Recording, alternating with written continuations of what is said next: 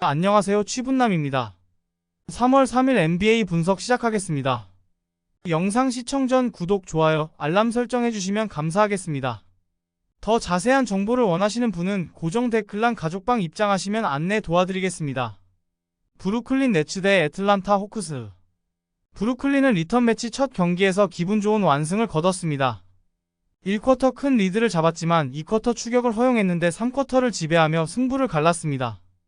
브리지스가 얕은 난조가 생긴 점을 해결하지 못했지만 수비로 팀의 중심을 잡았고, 시몬스의 결장으로 인해 선발 출전한 슈로더가 3점슛 5개 포함 23.7어시스트를 기록했습니다. 로니 워커를 비롯한 벤치에서는 3명이 두 자릿수 득점에 성공했습니다. 애틀란타는 원정 연전 첫 경기에서 완패했습니다. 외곽 강점이 있다는 평가를 듣는 팀이지만 3점 성공률이 28%에 불과했기에 추격하기 어려운 경기였습니다. 디온테 머레이가 틀에 0이 빠진 백코트를 지탱하며 잘해줬지만 다른 선수들이 부진했습니다. 카펠라를 백업할 벤치 빅맨 문제도 있는 최근입니다. 브루클린의 승리를 봅니다. 애틀은 오콩우의 부상 결장 속에 페르난도가 최근 벤치 빅맨으로 나서는데 리바운드 단속이 되지 않고 있습니다. 샤프가 클렉스턴의 수비 부담을 덜어줄 수 있고, 필리 스미스와 브리지스가 존슨과 헌터의 야투율을 떨어뜨릴 브루클린이 연승할 가능성이 높습니다. 마이애미 히트 대 유타 재즈. 마이애미는 덴버 원정에서 4쿼터 추격에 나섰지만 3쿼터 내준 리드를 극복하지 못하고 패했습니다.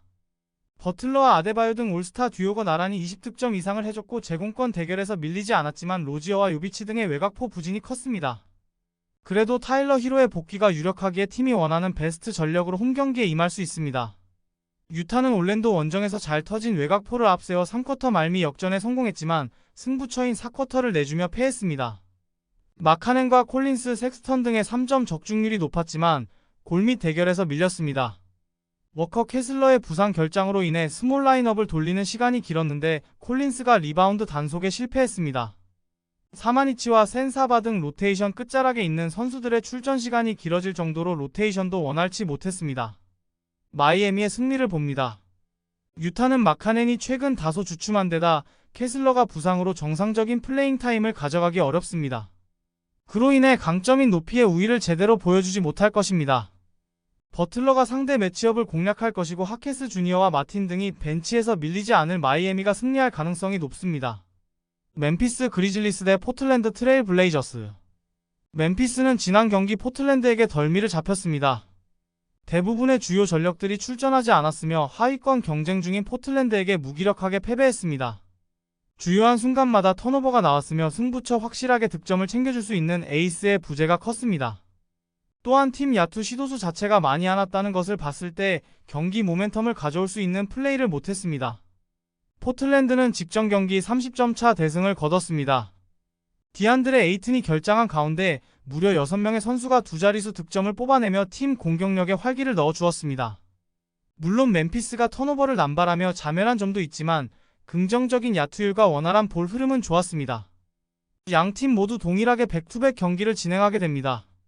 하지만 체력적으로 방전되어 있는 상태이기 때문에 양팀 감독들이 평소 출전 기회가 부족했던 선수들에게 출전 기회를 부여하면서 주전급 선수들에게 체력 안배를 해줄 것으로 예상됩니다. 이런 경기는 승패보다 언오버로 접근해서 언더를 초이스하는 것이 가장 현명한 선택이 될 것으로 보입니다. LA 레이커스 대 덴버 너게츠. 레이커스는 외곽의 열세 속에 워싱턴의 경기 내내 끌려갔습니다.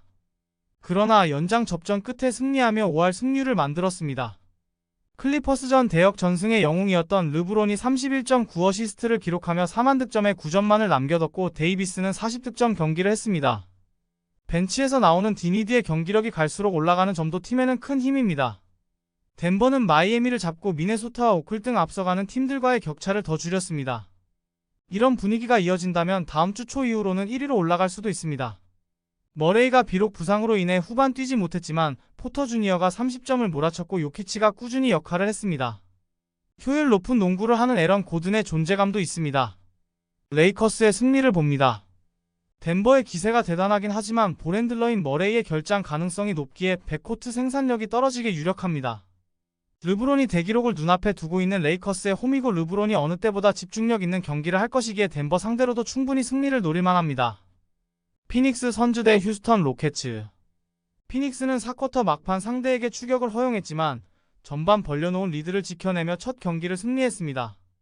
브래들리 빌과 고든이 부상으로 빠진 경기였지만 너키치가 골밑에서 어느 정도 버텨줬고 데빈 부커가 3점슛 6개 포함 35점을 폭발했습니다.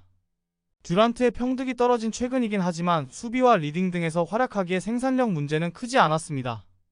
휴스턴은 제일린 그린과 벤블릿 등 백코트 듀오가 55점을 합작하며 활약했지만 피닉스 원정 연전 첫 경기를 패했습니다. 팀의 실질적인 에이스 역할을 하며 여러 레전드들에게 극찬을 받고 있는 생군이 23분 출전 만에 파울아웃 당한 것이 아쉬웠습니다.